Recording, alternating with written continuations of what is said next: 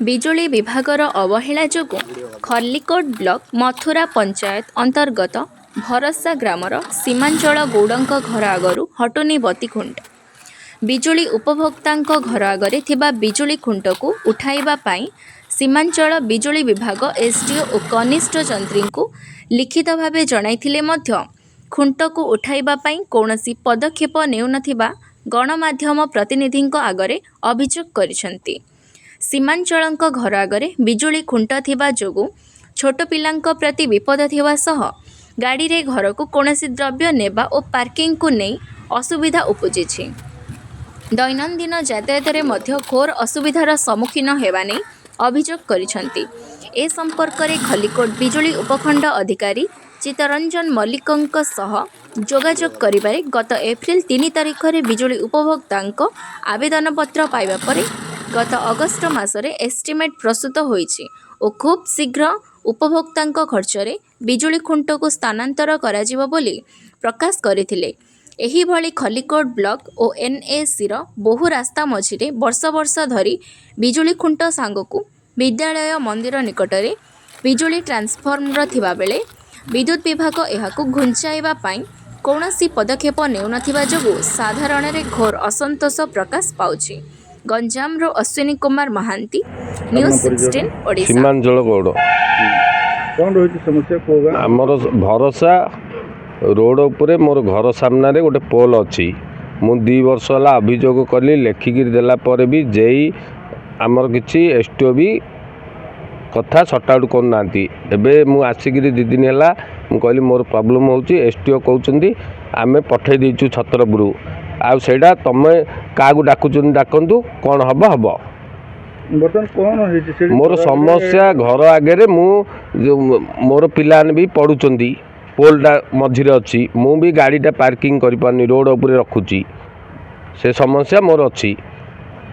ବର୍ତ୍ତମାନ ବିଭାଗୀୟ କର୍ତ୍ତୃପକ୍ଷଙ୍କୁ ଜଣାଇଲା ପରେ ବିଭାଗୀୟ କର୍ତ୍ତବ୍ୟ କହିଲେ ଆମେ ଏଷ୍ଟିମେଟ୍ କରି ପଠାଇଛୁ ଛତ୍ରପୁର, 2 ବର୍ଷ ହେଲା ପଠାଇଛନ୍ତି ବୋଲି କହୁଛନ୍ତି। ଯେତେବେଳେ ଦୌଡ଼ିକି ଆସିଲେ କାଲି ମୋତେ କହିଲେ ଘଣ୍ଟାଟେ ପରେ ଆସନ୍ତୁ, ଘଣ୍ଟାଟେ ପରେ ଆସିଲା ପରେ ଆସିନାହାନ୍ତି। ମୁଁ ଏମିତି 2 ବର୍ଷ ହେଲା ବହୁତ ଥର ଦୌଡ଼ୁଛି ଇଲେକ୍ଟ୍ରିକ୍ ଅଫିସ୍କି, କିନ୍ତୁ ମୋର କିଛି ଶୁଣାଣି ହେଉନି। 2 ମାସ ମୁଁ ଯଦି ଇଲେକ୍ଟ୍ରିକ୍ ବିଲ୍ ନ ବାନ୍ଧିବି ମୋର ଇଲେକ୍ଟ୍ରିକ୍ କାଟି ଦେଉଛନ୍ତି। 2 ବର୍ଷ ହେଲା ମୁଁ ଦୌଡ଼ୁଛି, କ'ଣ ପାଇଁ ସେ କାମ ହେଉନି।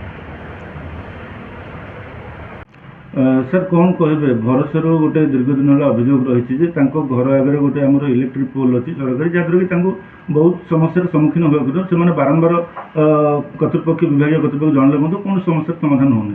କ'ଣ ପ୍ରତିକ୍ରିୟା ରଖି କେବେ ତାଙ୍କର ସମସ୍ୟାର ସମାଧାନ ହେବାକୁ ହେବ? ସେ ଯେଉଁ କଞ୍ଜୁମର ଆପଣ ବି କହୁଥିଲେ ପଦାରେ, ମୁଁ ଶୁଣିଲି ଯେ 2 ବର୍ଷ ହେଲା ସେ ବାରମ୍ବାର ଦୌଡ଼ୁଛନ୍ତି, ତାଙ୍କର ଡକ୍ୟୁମେଣ୍ଟ ସେଇଠି ସବୁ ଅଛି। ସେ ଫାର୍ଷ୍ଟ ଟାଇମ୍ ଆସିକି ସେକ୍ସନରେ ଆପ୍ରୋଚ୍ କରିଥିଲେ, ସିଗ୍ନେଚର୍ ଦେଇଥିଲେ, ମୁଁ ଆପଣଙ୍କୁ ଦେଖାଉଛି ଅନ୍ ରେକର୍ଡ଼, ଦେଖନ୍ତୁ।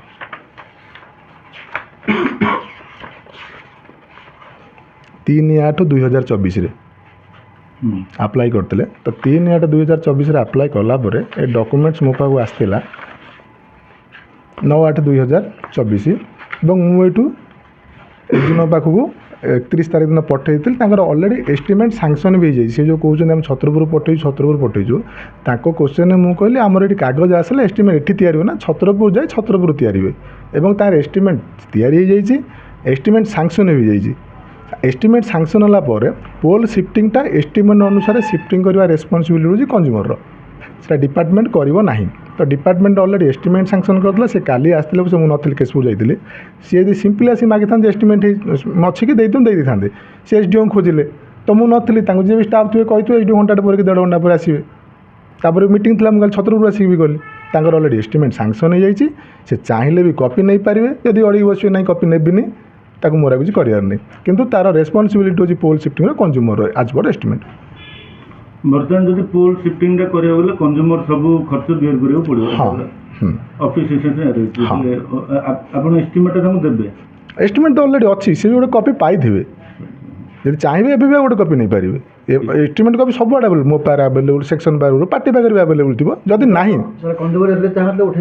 ଆଜ୍ଞା ସେ ନେଉନାହାନ୍ତି, ଆମେ ତାଙ୍କୁ ତ ଅଫର୍ କରୁଛୁ, ସିଏ ଗୋଟେ ଅଡ଼ିକି ବସିଛନ୍ତି। ମୁଁ ମିଡ଼ିଆ ଡାକିବି, ଲୋକ ଡାକିବି, ଆକୁ ଡାକିବି।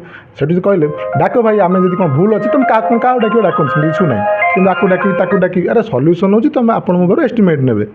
କିନ୍ତୁ ଇଲେକ୍ଟ୍ରି ଭଳିଆ ଗୋଟେ ଜିନିଷ କନଜ୍ୟୁମର କେମିତି ଆପଣଙ୍କ ସହଯୋଗ ତ ନିହାତି ଦରକାର ରହିବ। ନାଇଁ ଯେତେବେଳେ ସେ କନଜ୍ୟୁମର କୌଣସି ଯାହା ଏଷ୍ଟିମେଟ୍ର ଯାହା ତାର ନିୟମ କହୁଛି ଯେକୌଣସି ଇଲେକ୍ଟ୍ରିକାଲ କଣ୍ଟ୍ରାକ୍ଟର ଧରି ସେ କାମ କରିବ ସେ ନିଜେ ତ କରିପାରିବନି କାରଣ ଲାଇସେନ୍ସ କଣ୍ଟ୍ରାକ୍ଟର ଧରି କାମ କରିବ।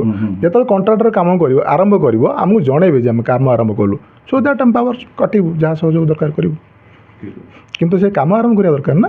କେବେ ସୁଦ୍ଧା ହେବ ସାର୍? ସିଏ ହିଁ କରିବେ କାମ ସିଏ ହିଁ କରିବେ ସିଏ କେବେ ସୁଦ୍ଧା କରିବେ ତାଙ୍କ ଉପରେ ଡିପେଣ୍ଡ କରୁଛି। ଠିକ୍ ଅଛି।